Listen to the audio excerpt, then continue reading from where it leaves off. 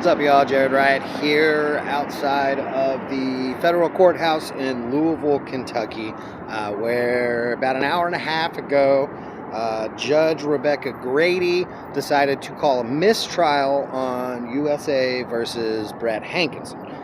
If you're not familiar with that case, Brett Hankison was one of 4 officers seeing federal charges that were brought on essentially by the Department of Justice after their fact-finding report was released. Brett Hankison was one of 4. He fired reportedly 10 shots blindly into the apartment of Breonna Taylor as well as the apartment next door, potentially violating the civil rights of these individuals. So this went to a jury trial here in U.S. Circuit Court in Louisville, Kentucky. The jury was deadlocked for the last 3 days, unable to come up with a unanimous decision.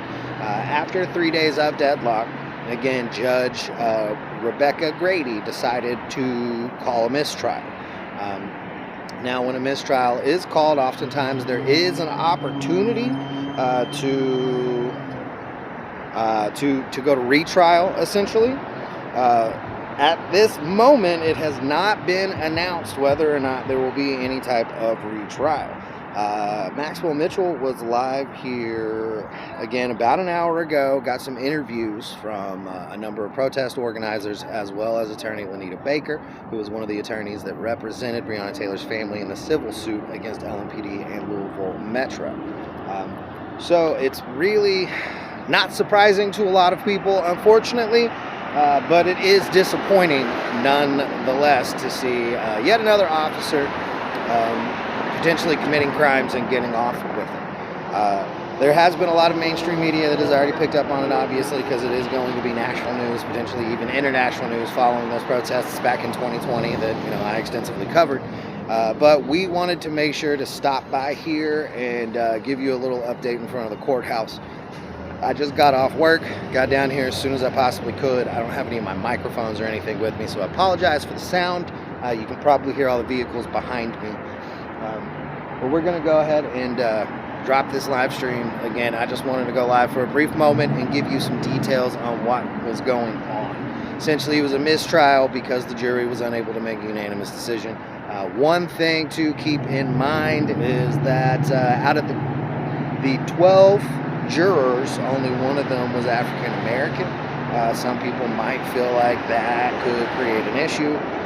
But you have to remember that both the defense and prosecuting attorneys had an opportunity to interview the jurors and vet them before being allowed to move on into the full jury. So yeah, it's just a lot. But at this moment, Brett Hankison slides from additional charges. He's had a number of civil suits that have been filed against him. I believe he's won some, lost some. There's been all kinds of other reports about activities that he has done.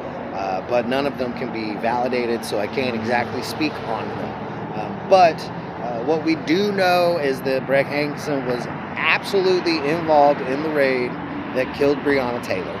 He is one of 4 officers that are seeing federal charges.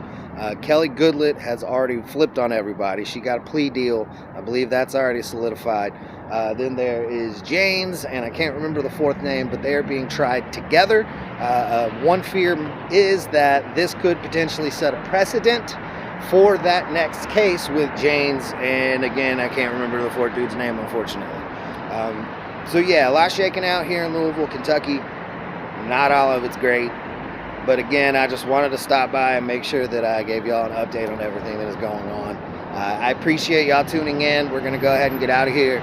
So until next time, everybody stay strong, stay safe.